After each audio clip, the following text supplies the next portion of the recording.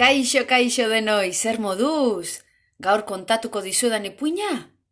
Erlantzen izarra da. Sentipuinak bildumakoa da, Begoña Ibarrolarena. Nor ote da Erlantz? Jakin nahi dezue?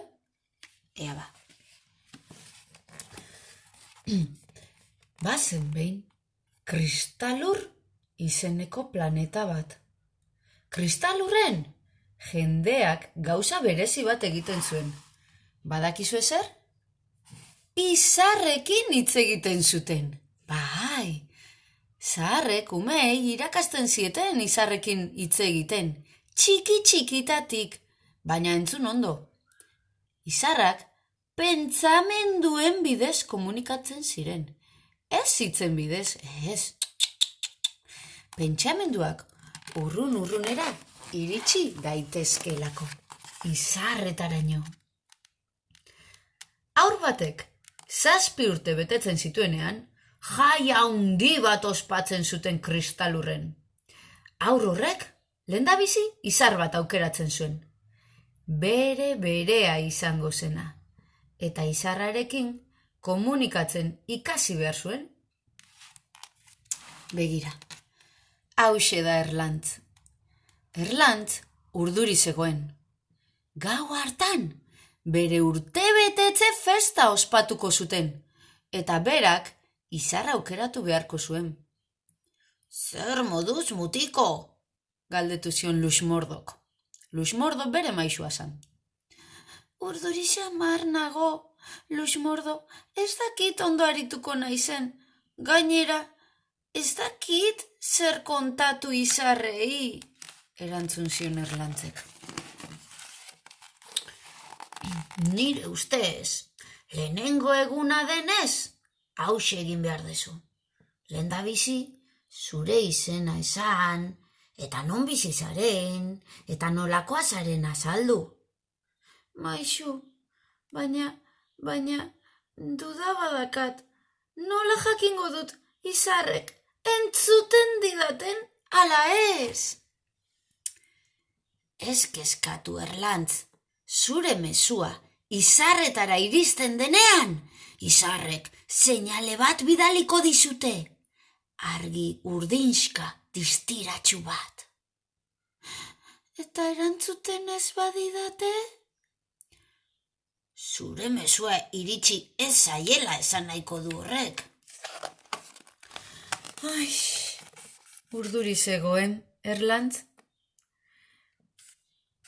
Luxmordok ondotxo ezagutze zuen, eta konturatu zan Erlantz urduri zegola. Erlantz, fida zaitez zure buruaz. Zalantzatan bazabiltza, zure pentsamenduak ahuldu egingo dira, eta ez dira izarretaraino iritsiko. Baina zure buruaz fiatzen bazara, pentsamendu indartsuak izango dituzu, eta zeuk nahi duzun tokira iritsiko dira.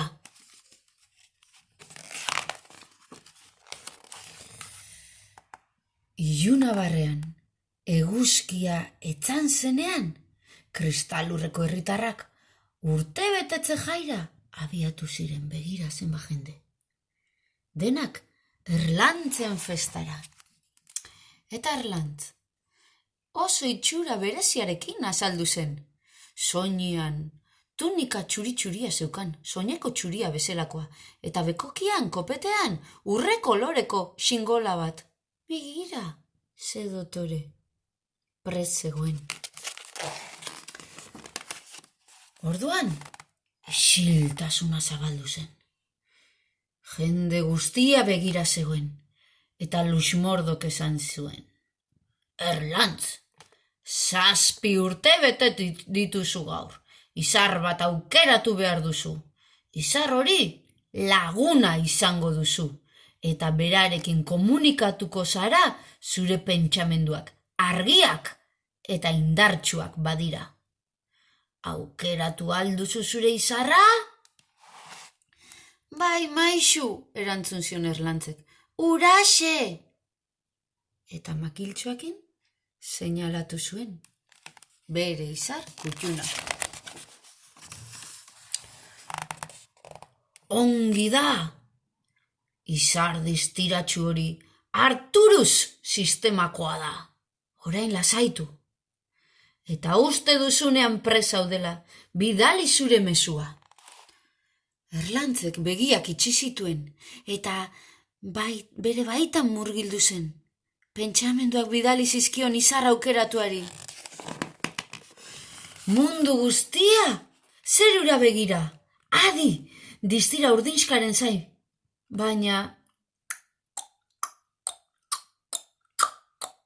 seinalerik ez. Zain eta zain, eta inolako seinalerik ez. Jendea urduritzen hasi zen, eta zurrumurruka, baina denen artean urdurien, badakizuen nor zegoen? Erlantz bera. Lusmordo hurbildu zitzaion eta esan zion belarrira. Lasai, Erlantz, imaginatu ezazu, izar horretan, zure lagunik onena dagoela, eta ezin duzula harekin hitz egin, edo ezin diozula gutunik bidali. Pentsatu lagun horrengan, eta kontai ezaiozu nahi duzuna, baina kontatu bihotzarekin. Orduan, Erlantzek berotasuna somatu zuen bularrean, eta mezu maitekorra bidali zion izarrari, lagunik onenari bezala. Bat-batean, harridura oihua atera zen. Zerura begira zegoen jendea, aho zabalik. Erlantzek begiak ireki eta izarraren argi urdinska zoragarria bereizi zuen, miretsita. Eta hauxe entzun zuen bere buru barruan. Kaixo, Erlantz, zure laguna gara. Arturuskoak, posten gara zu ezagutzeaz. Zure buruaz fidatu zara eta indar betean iritsi zaizkigu zure pentsamenduak. Horregatik gaurtik aurrera, dakigun guztia irakatsiko dizugu.